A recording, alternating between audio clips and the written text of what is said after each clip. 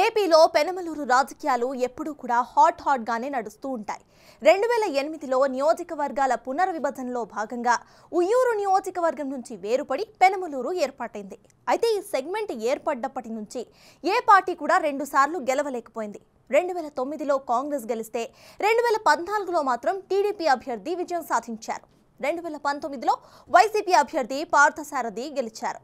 మరి ఈసారి పెనమలూరు నియోజకవర్గం ఓటరు నాడి ఎలా ఉందో తెలుసుకునే ముందు 2019 అసెంబ్లీ ఫలితాలను ఇప్పుడు ఒకసారి చూద్దాం.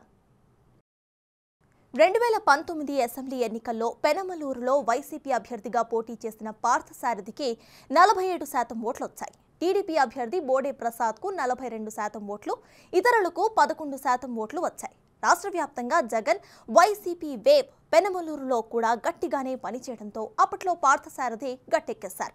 మరోవైపు బోడే ప్రసాద్ ఓటమికి చాలా కారణాలు ఉన్నాయి. మరి ఈసారి ఎన్నికల్లో పెనమలూరు సెగ్మెంట్లో రాజకీయం ఎలా ఉండబోతోందో big TV exclusive detailed election సర్వేలో వెల్లడైన అభిప్రాయాలు ఇప్పుడు పరిశీలిద్దాం. ముందుగా జోగి రమేష్ ప్లస్ పాయింట్స్ను ఇప్పుడు ఒకసారి చూద్దాం. ఏపీ రాజకీయాల్లో సీనియర్ నేతగా ఆయనకు గుర్తింపు ఉంది. ప్రజల్లో పాజిటివ్ మైండ్ సెట్ కూడా ఉంది. ఇక పెనమలూరులో యాక్టివ్గా ఆయన ప్రచారాలు కూడా చేశారు. జోగి రమేష్ యొక్క మైనస్ పాయింట్స్ను ఇప్పుడు పరిశీలిద్దాం. పెడల నుంచి పెనమలూరు మార్పు సమస్య. ఇక పెనమలూరు వైసీపీ నేతలు వ్యతిరేకత కూడా ఉంది. జోగి రమేష్ నాన్ లోకల్ అన్న వాదన కూడా అక్కడ గట్టిగా వినిపిస్తుంది. కీలక నేత పడమట సురేష్ బాబు సపోర్ట్ పై డౌట్స్ కూడా వెల్లువెత్తుతున్నాయి. క్యాడర్ సపోర్ట్ ఎంతవరకు ఉంటుందన్న అనుమానం కూడా కలుగుతుంది. ఇవి జోగి రమేష్ ప్లస్ పాయింట్స్ మరియు మైనస్ పాయింట్స్. ఇప్పుడు బోడే ప్రసాద్ యొక్క ప్లస్ పాయింట్స్, మైనస్ పాయింట్స్ చూద్దాం. ముందుగా Bode Prasad plus points. Senior TDP నేతగా ఆయనకి జనంలో మంచి ఇమేజ్ ఉంది. గతంలో ఎన్నికలు ఓడిన సెగ్మెంట్లో యాక్టివ్గా కూడా ఆయన ఉన్నారు. ఇక గత ఎన్నికల్లో ఓడిన సానుభూతి కూడా ఉంది.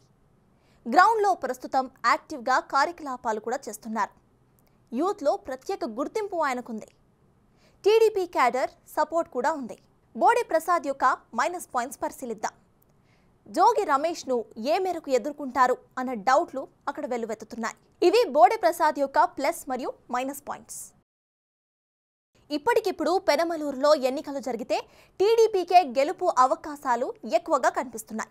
టీడీపీ అభ్యర్థి బోడే ప్రసాద్కు 49% ఓట్లతో విజయం సాధించే ఛాన్సెస్ ఎక్కువగా ఉన్నాయని బిగ్ టీవీ సర్వేలో వెల్లడైంది. అలాగే వైసీపీ నుంచి బరిలో దిగే జోగి రమేష్కు 43% ఓట్లు వచ్చే ఛాన్స్ ఉంది.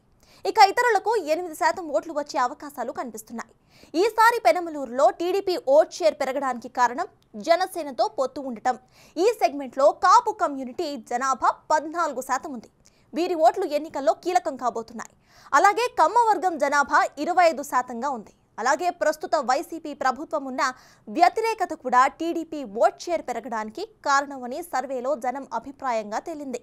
మరోవైపు వైసీపీ ఓట్ షేర్కు లబ్ధిదారుల ఓట్లే కీలకంగా ఉన్నాయి. ప్రస్తుతం అభ్యర్థిగా ఉన్న జోగి రమేష్ నాన్ లోకల్ అన్న అభిప్రాయం జనంలో ఉంది.